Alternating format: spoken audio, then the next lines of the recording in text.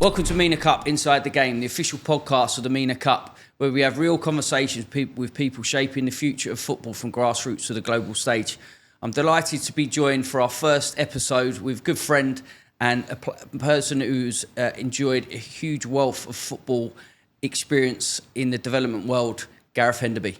Thanks for having me. It's always good to talk football, especially youth football as well. So appreciate you having me here. Pleasure. Gareth, you've had some journey.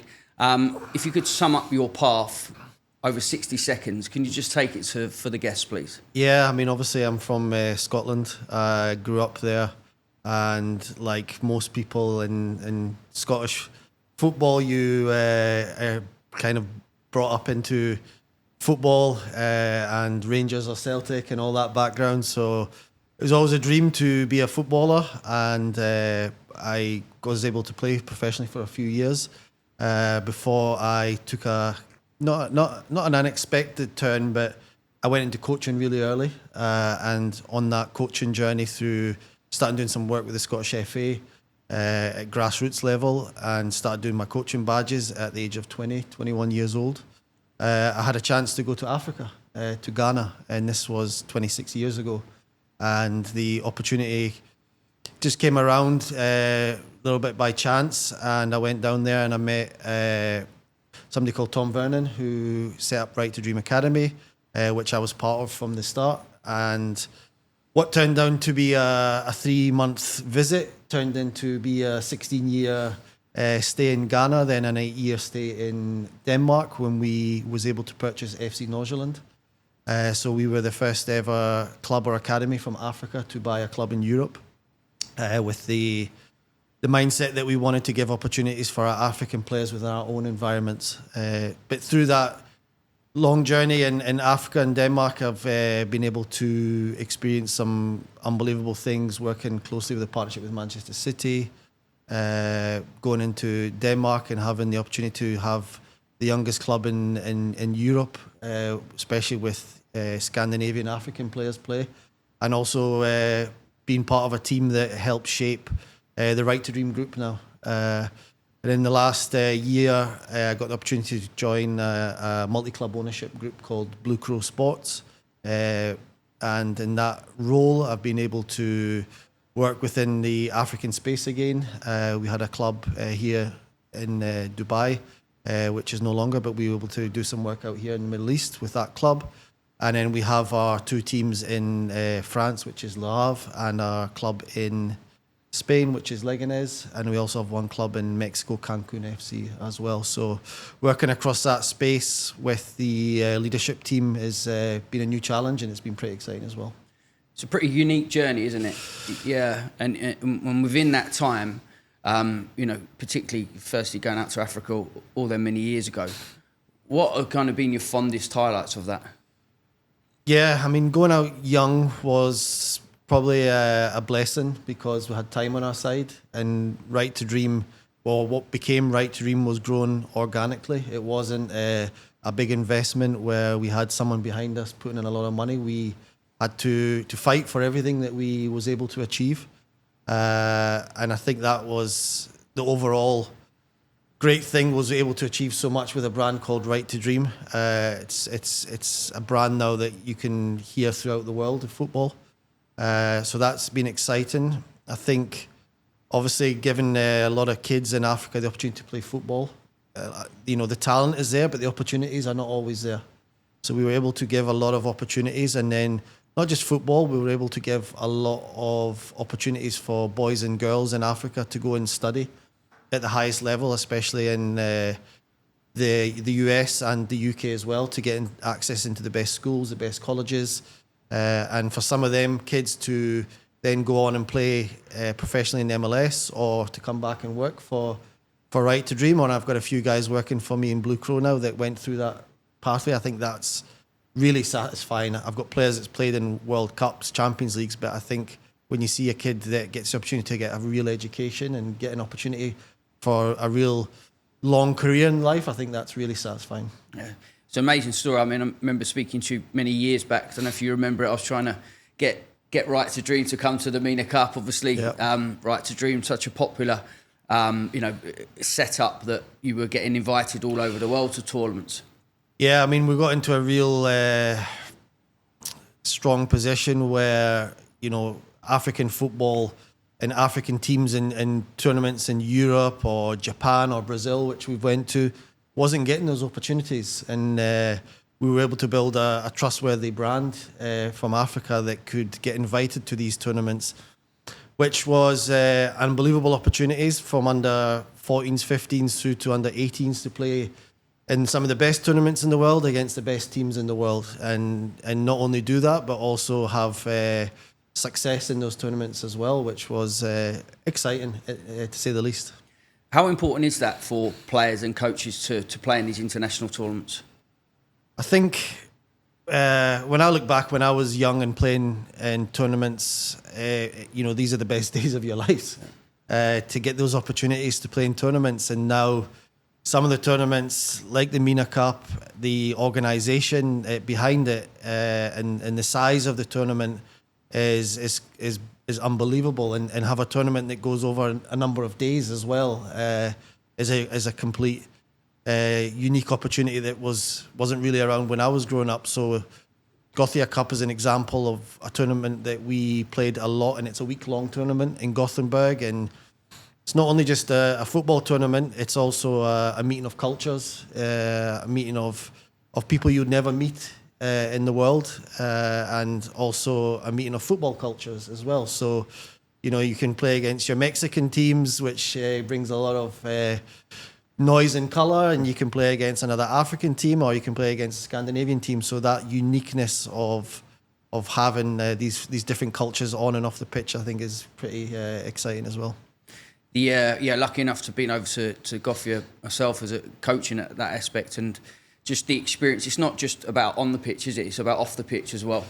Yeah, I mean, on the pitch, you're only on the pitch an hour a day. So 23 hours a day, you've got to do other things. And if it's watching other games or doing other non-football activities, I mean, it's a great thing to travel.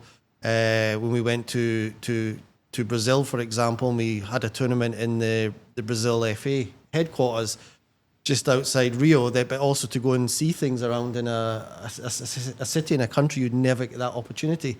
To go to Hiroshima in Japan, which, the history around that, and get the boys to be educated and understand what that impact had on the world in those days, and go and see where the atomic bomb was dropped, and go to the museum. I mean, these are things, again, that you never get that opportunity, but football allows you to get that opportunity. You talked earlier about, obviously, you were right there at the start with Tom, the Right to Dream, and a project which is now globally known. But in the early days, there must have been some, it must have been a lot of challenges. Is there anything that you can remember that probably stands out as probably the biggest challenge?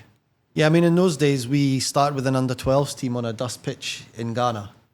We didn't have a facility at all. We were able to rent a huge house, which means that the under-12 boys were able to have some rooms in the house to stay with us. But those kids weren't going to school, really, so we're able to try and get a couple of teachers to come in and start doing lessons, and then starting getting our nutrition level up. And then after a year or two, we're able to bring another under-12 team in, and that first under-12 was able to become an under-14 team, but it was extremely hard. I mean, those days we're living day to day, really, and we had a lot of other people that supported us behind the scenes. But again, the hardness and the graft that we had to put in those days allowed us to kind of appreciate the journey we were on as well. But it wasn't easy, and to operate in Africa and West Africa has its own challenges, rather than try to do a football academy as foreigners and white guys in Africa that's trying to do something that people think we're probably crazy trying to do. Yeah, I mean, it's been, as you've documented there, incredibly successful, not just on the pitch, but obviously off the pitch in that regards to education. I mean, there's a lot of talk these days in academies, particularly obviously in the UK, and where a lot of players have been able to make it. The percentage, as we know, is so small. But that key part to it is that you invested in those kids, not just from a football side, but also from the education as well, didn't you? Yeah, I mean, when we had a fantastic recruitment structure in place and some fantastic recruitment guys that actually really understood that if we're going to try and bring in a kid, a boy or a girl into Right to Dream, we have to try and make sure from those early days when they're 10, 11, 12 years old, they had a real opportunity and chance to make a football career or an education background to go into it. So we didn't want to have those huge drop-off rates like you see in academies in Europe where they have structures to fall back on in life. In general, in Africa, you have nothing to fall back on. So we really needed to make sure that when we recruited and scouted the girls and boys into Right to Dream, that we were certain that we could keep our rate of over 90% into professional football or education at that level. And that was a huge challenge because that was a big responsibility that falls on everyone's shoulders in Right to Dream to make sure that we hit those targets. So that was a big responsibility. And I think to take a responsibility for a child out of his family into Right to Dream, to live in academy, to take 6-7 years of their life from 12 up to 18 and be away from home, we had to make sure that we also created the right space, the right environment, the right culture that we wanted to give these kids so every day they could thrive and become the best they could possibly be. And in terms of, from like the personality traits of the kids, over in Africa, is you're obviously coming from Scotland. How did you deal with that?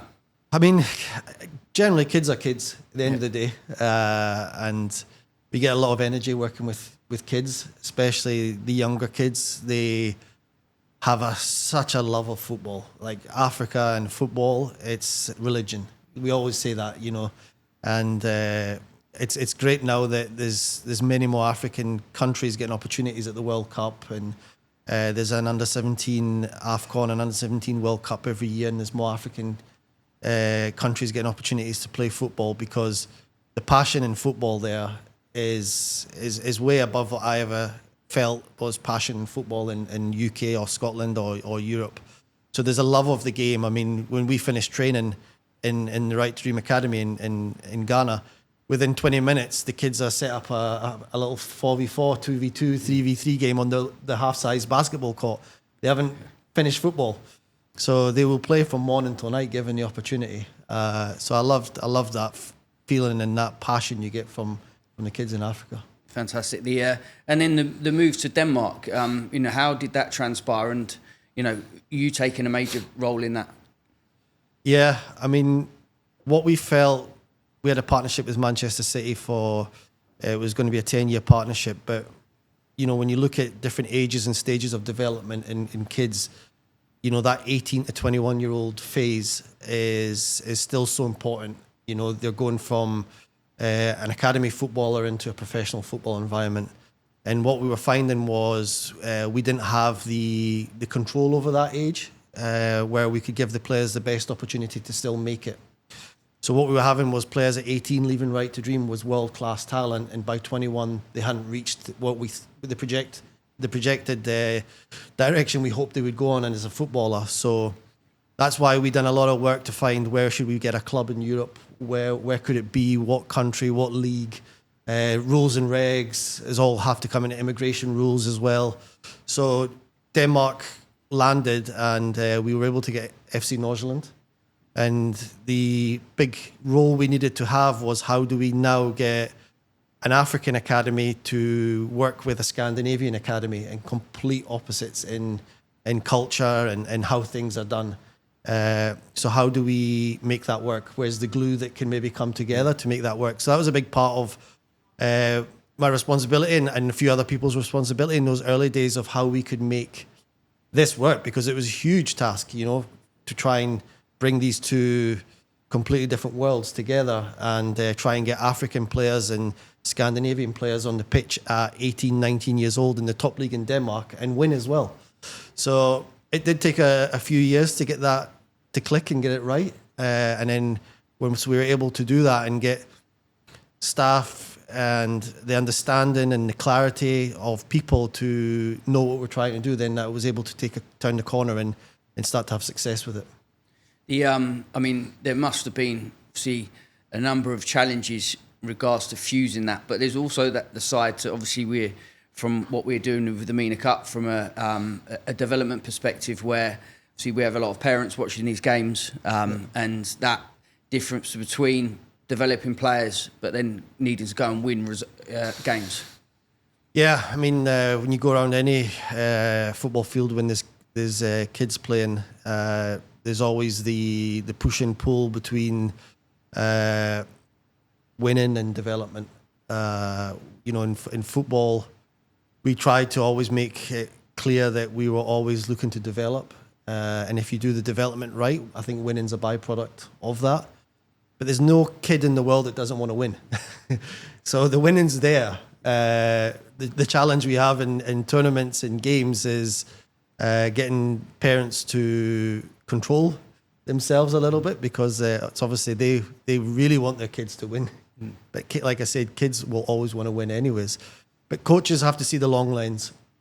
And it's great to win, but what defines success, and our definition of success in our academies was always about getting a player in the first team and getting the chance. And we have to go to some tournaments and try and win, but we have to go to some tournaments and accept that we are there to develop as well. So there's always the push and pull, and it's hard because you also have coaches that's on a journey that wants to win, because that helps them on their journey in some ways as well. So we always try to take away the stress of winning and making sure that if the development is there, like I said, that the winning will also come along. And in terms of talent ID, I know you do a lot of scouting. You work in many African countries, and obviously you've done what you've done in Europe as well. What are you looking for in a player as they're growing up? Yeah, I mean, the different ages. I mean, where working with our scouts right now, we are looking at players around the 15, 16-year-old category.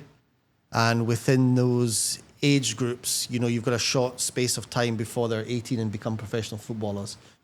So what we're really looking for is what does that player have that's a difference maker? What's maybe their 9 out of 10 in their game, something special. And if we're doing a lot of scouting in Africa, we also look at what can we find in an African player that maybe you can't find in a European player. So, our biggest successes of players, you could say, in terms of minutes in Europe and biggest transfer fees has been wingers from Africa, simply because they are much more powerful, quicker, skillful, can make a difference in games. You can't really find that in Scandinavia, for example, from a winger. It's much harder. So what's the 9 out of 10 you could say we think we're looking for? Right in the younger ages, it's really hard because the age and stage of that player before he goes through his teenage years, you're still dealing with children, and what you're looking for in those. So you're just looking for something special in the player, and that could be technical, it could be tactical, it could be character and mindset as well. Which player really wants it, and there's a kid that's working hard and pushing himself. So that's where the real experience and the lens of the scouts really come in, and they do their job really, really well. And then you try and pick as much data as you can. So rather than the objective v subjective side, what data can you pick from it? And we do a lot of things like educational testing, character testing as well. So you can start to see, okay, in this field today, we've looked at 100 players, who were the top 5 players. And out of those 100 players, all had an educational test today. Who are the top 5 academic potential there as well? And if hopefully you get one in the top 5 of each, and then you're like, brilliant, we've got a real chance here. But you've also got to, in your mind, scan, okay, what is this player going to look like in 6 years' time physically as well? Because, modern football, they're athletes now, and the physicality is such an important part. So you've got to think, okay, what do you do that? So our scouts will actually go to houses of parents and look at heights, mums, dads, brothers, sisters, for example, to try and get an idea of what that player could become physically as well. I know your son plays football over here, and you've watched a fair bit of football in the UAE. How do you feel the game compares to in terms of the level of in Europe and Africa at the moment? Well, there's a lot of Africans playing over here as well in the lower leagues, which last year I looked at a lot of Division 1, Division 2 games, and it's a thriving area for African players. So I guess their footprint and their style is definitely getting embedded into football over here in the UAE. The top level league, I feel that the best teams that are doing well is maybe not the ones that are having the biggest names playing for them.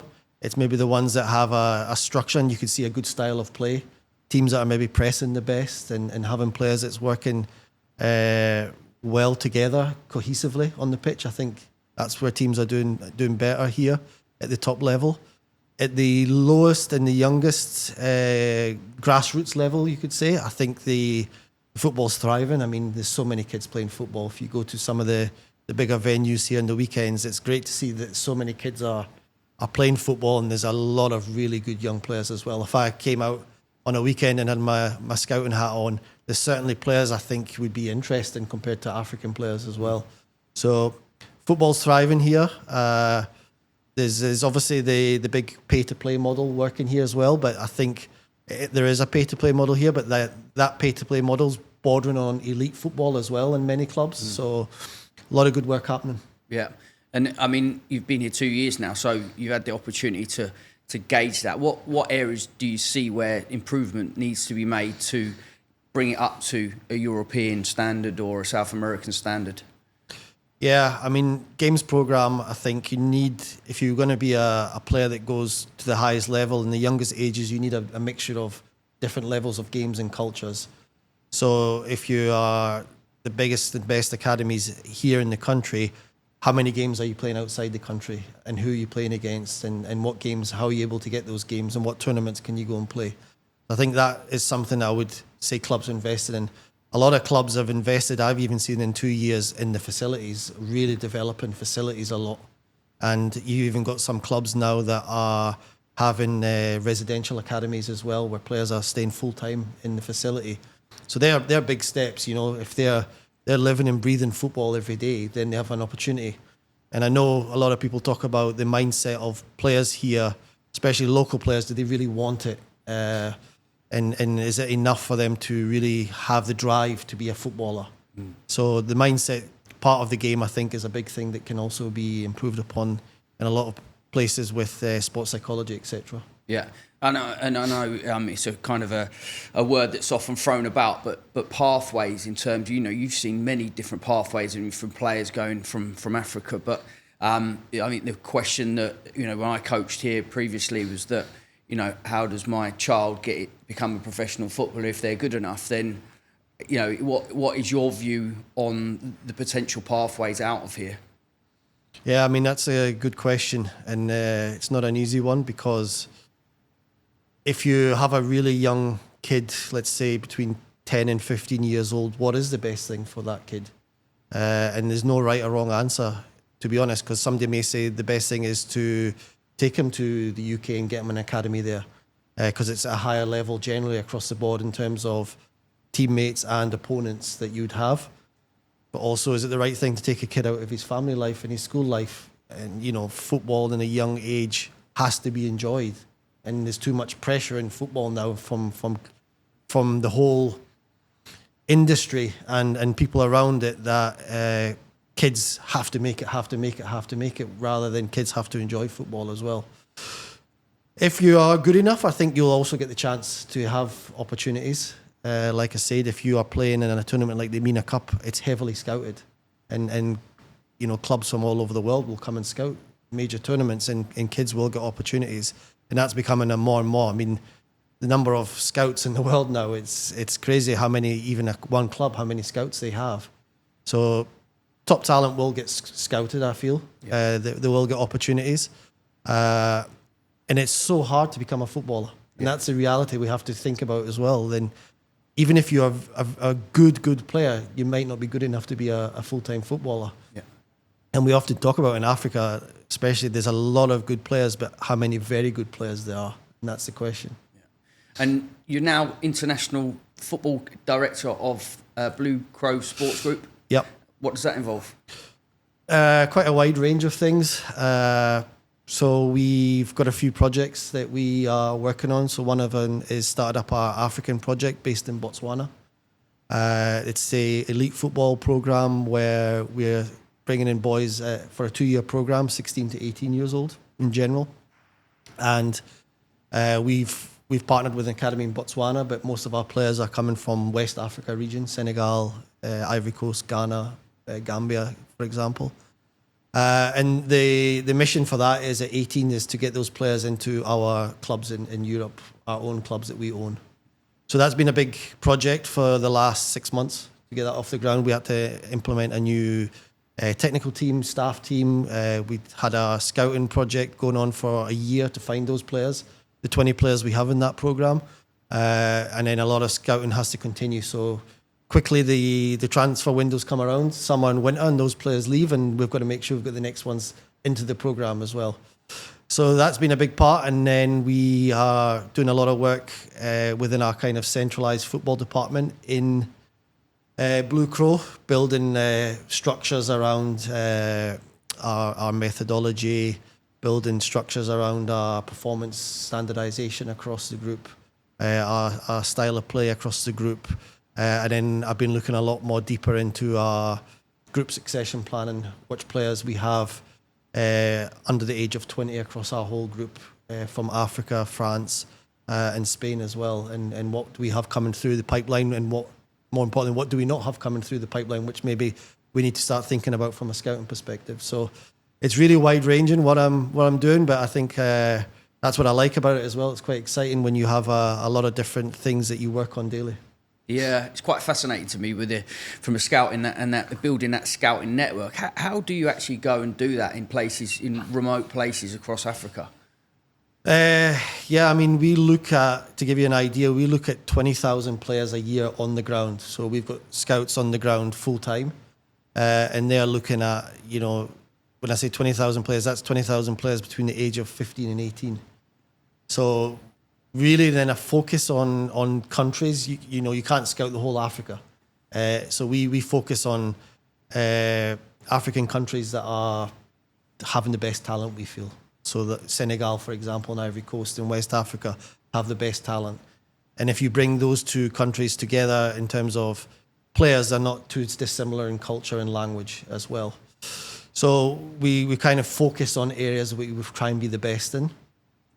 There's other ways as well. There's football's evolving all the time, and we use video scouting as well through things like Eyeball, for example. So we can do that, and then we also look at the under 15, under 17 national teams generally across the whole of Africa, and go to the major tournaments that's on as well. So a wide range of things, and also getting clarity about with our scouts what type of player do we want. So a big part of the work I've done has been, what does a Blue Crow player look like? If he's a winger, what do we want from a winger? Is he a striker? What do we want from a striker? For every position, there's a clear, defined structure around what we want as a player from those positions. So I'll give you an example. From a central defender, we want a player that's over 1 meter 90 centimeters, for example. Just if it is a player below that level, it'll be really difficult to try and say that this is a player that we think can get through our system, because we've also got competitive scouting in France and Spain as well. So we're trying to compete internally to find better players than we have already in our structured academies. And you mentioned Ivory Coast and Senegal. They're having, generally the best players is where you're looking, or Ghana. Why is that? Is that is it because they're in their early years, because they're coming? You're looking at these players between 15 and 18. It's because the development piece is better there, or is it to do with physical attributes, mental attributes? Yeah, I mean, there's certainly hotbeds of talent. If you look at African players playing in Europe, I think Nigeria has the most, but they've got the biggest population. But Senegal, Ivory Coast, there's a real football culture within the country. So from a extremely young age, 5, 6 years old, kids are playing football, and they're playing street football still as well. So it's really interesting that you still feel that the kids are getting those street football games from a young age. And then the kids see it as a way to make a better life for themselves and their family. So there's a hunger in the players. And those young players know somebody or know somebody that knows someone whose senior brother or ex-teammate is playing in Europe from Senegal at Ivory Coast as well. So there's something embedded in them that means that they want to try and be a footballer, try and be a breadwinner for the family and be a hero in their countries as well. I mean, footballers are looked upon as gods in Africa as well. Yeah, right, I'm going to fire a few questions at you, quick fire. Best player you've worked with at youth level? Mohamed Kudus at Tottenham. One trait every young player must have? The desire and will to make it. Toughest environment you've worked in? There's no right and wrong answer. I mean, every environment you'll work in football is tough. I found Denmark extremely challenging, and I found Africa extremely challenging, but the most rewarding place as well. One piece of advice to a 14-year-old with big ambitions? Work as hard as you can to try and make it. If you really want to make it, someone out there will be working harder than you, so you got to push yourself every day. And then closing question: if you could redesign youth football from scratch, what would you change first? I would go back to less hands-on coaching and structure and more street football and kids playing, and how you design that in football academies, that the love of the game should try and always remain for any youth player rather than coaching and taking it out of players. Brilliant.